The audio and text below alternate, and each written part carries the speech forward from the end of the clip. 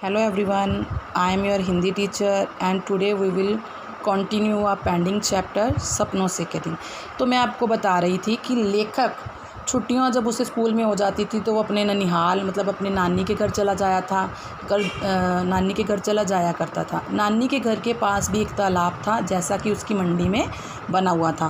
तालाब तो इतना बड़ा नहीं था ना ही इतना छोटा था, लेकिन वो क्या तालाब में नहाते थे और क्या करते थे ये हम जैसे जैसे पाठ पढ़ते जाएंगे हमें पता चलता जाएगा। दोपहर तक तो उस तालाब में नहाते, फिर नानी से जो जी आता मांग कर खाने लगते।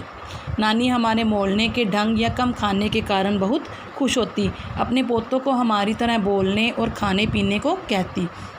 जिस साल ननिहाल ना जा सकते मतलब जब वो अपनी नानी के घर ना जाया करते, उस साल भी अपने घर से थोड़ा बाहर तालाब पर चले जाते, कपड़े उतार कर पानी में कूद जाते। कुछ समय बाद भागते हुए रेतीले टीले पर जाकर, जहाँ पर रेत ही रेत होती थी, उस टीले पर जाकर रेत के ऊपर लेटने लगते। गीले शरीर को गर्म रेत में खूब लथपथ कर उसी तरह भागते। मतलब जो बच्चों की सुलभ शरारतें होती हैं, वो पहले गंदे तालाब में नहाते, पानी से गीले हो जाते, फिर रेत पर आकर रेत लगा लेते अपने शरीर पर, फिर उसी पानी में दोबारा नहाने के लिए चले जाते। किसी ऊंची जगह से तालाब में छलांग लगा देते, रेत को गंदले पानी से साफ कर फिर टीले की ओर भागते। याद नहीं कि ऐसा 5-10 बार या करते या 15-20 बार। लेखक को याद नहीं कि वो ऐसा कितनी बार करता, लेकिन वो ये ऐसी शरारतें करता रहता। कई बार तालाब में कूदकर ऐसे हाथ पाँव में हिलाने लगते जैसे बहुत अच्छे तैराक हो, परंतु एक दो को छोड़ मेरे किसी साथी को तैरना नहीं आता था। कुछ तो हाथ पाँव हिलाते हुए गहरे पानी में चले जाते, तो दूसरे उन्हें बाहर आने के लिए किसी भैंस के सींग या दुम पकड़कर बाहर आने की सलाह देते। उन्हें डांडस बंधाते, डांडस होता है हौसला देते, क्योंकि वो पानी में उन्हें ऐसा लगता था ना कि वो पानी में कहीं डूब ना जाए। कूदते समय मुंह में गंदला पानी भर जाता तो बुरी तरह खांसते। कई बार ऐसा लगता कि सांस रुकने लगी है, परंतु हाय हाय करते किसी न किसी तरह तालाब के किनारे पहुंच जाते। ये होती हैं बाल जो शरारतें बच्चों की, जो लेखक उस समय ऐसी शरारतें किया करता था। लेकिन आजकल के बच्चे तो ऐसी कोई भी गंदी शरारत नहीं करते। फिर छुट्टियां बीतने लगती तो दिन गिनने लगते। प्रत्येक दिन डर बढ़ता चला जाता, खेल कूद और तालाब में नहाना भी भूलने लगता।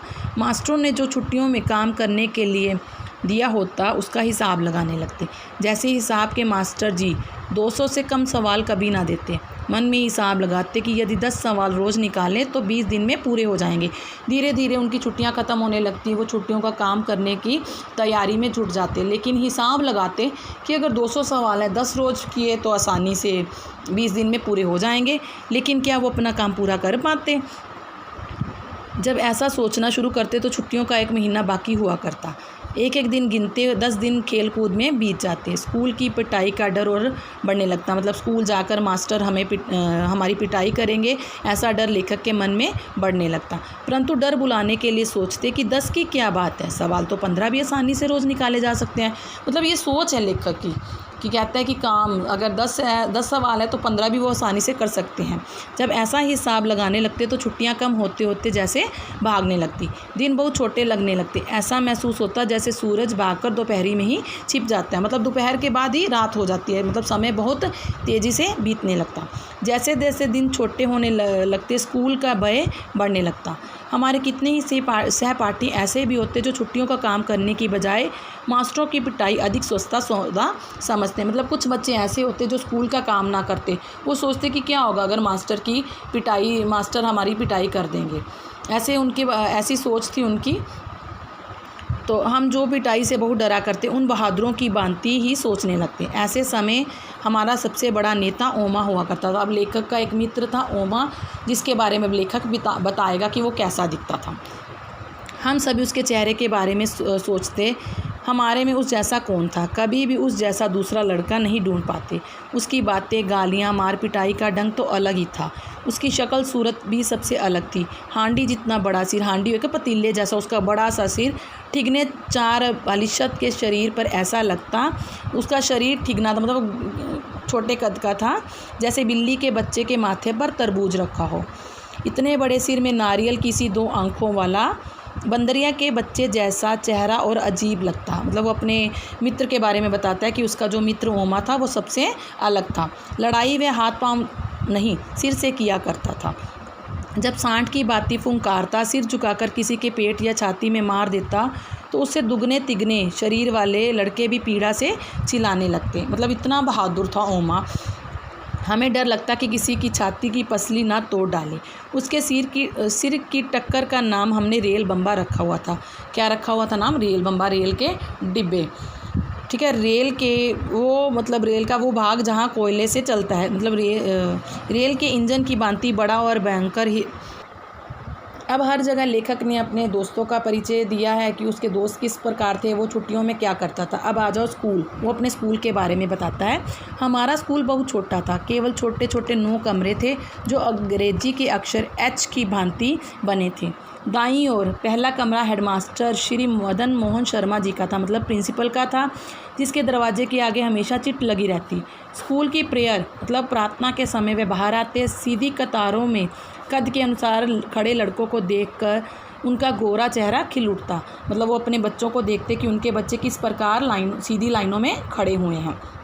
सारे अध्यापक लड़कों की तरह ही कतार बांधकर उनके पीछे खड़े हो जाते। केवल मास्टर प्रीतम चंद, जो उन्हें पीटी कराते थे, लड़कों को कतारों के पीछे खड़े खड़े यह देखते थे कि कौन सा लड़का कतार में ठीक नहीं खड़ा। उनकी गुड़की तथा ठुड्डों के भय से, उनकी झिड़कियाँ और ठुड्डों मतलब पैर के ठुड्डों से वो बच्चों को डराते थे, मारते थे। भय से हम सभी कतार के पहले और आखिरी लड़के का ध्यान रखते, सीधे कतार में बने रहने का प्रयत्न करते। सीधी कतार के साथ साथ हमें यह ध्यान भी रखना होता था कि आगे पीछे खड़े लड़कों के बीच की दूरी भी एक सी ही हो। सभी लड़के उस पीटी से बहुत डरते थे, मतलब प्रीतम चंद से, क्योंकि उन जितना सख्त अध्यापक ना कभी किसी ने देखा ना सुना। यदि कोई लड़का अपना सिर भी इधर उधर हिला लेता या पाँव से दूसरी पिंडली खुजलाने लगता तो वह उसकी और बाघ की तरह, मतलब शेर की तरह झपट पड़ते। शेर अपने शिकार पर झपट पड़ता है ना, उसी तरह वह भी झपट पड़ते और खाल खींचने के मुहावरे को प्रत्यक्ष करके दिखा देते। खाल खींचना होता है बुरी तरह से पिटाई होना, प्रत्यक्ष मतलब सामने ला देते, मतलब खाल खींचने वाला मुहावरा उनके सामने प्रत्यक्ष रूप में आ जाता। परंतु हेडमास्टर शर्मा जी उसके बिल्कुल उलट स्वभाव के थे। वे 5वीं और 8वीं श्रेणी को अंग्रेजी स्वयं पढ़ाया करते थे।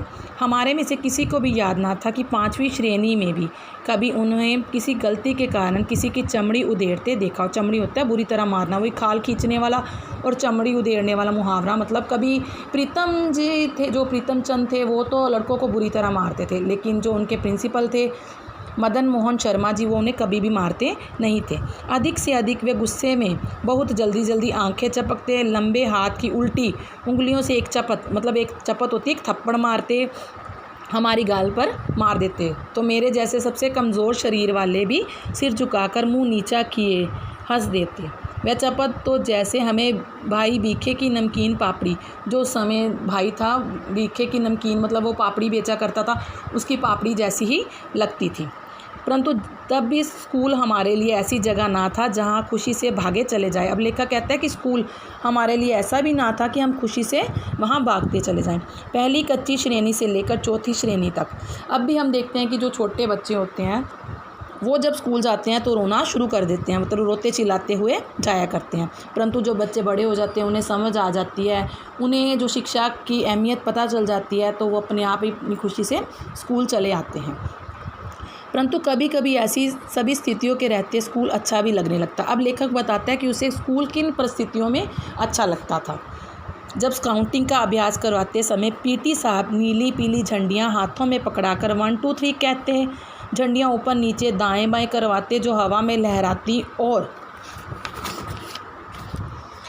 लहराती और फड़फड़ाती झंडियों के साथ खाकी वर्दियों तथा गले में 2 रंगे रुमाल लटकाए अभ्यास किया करते।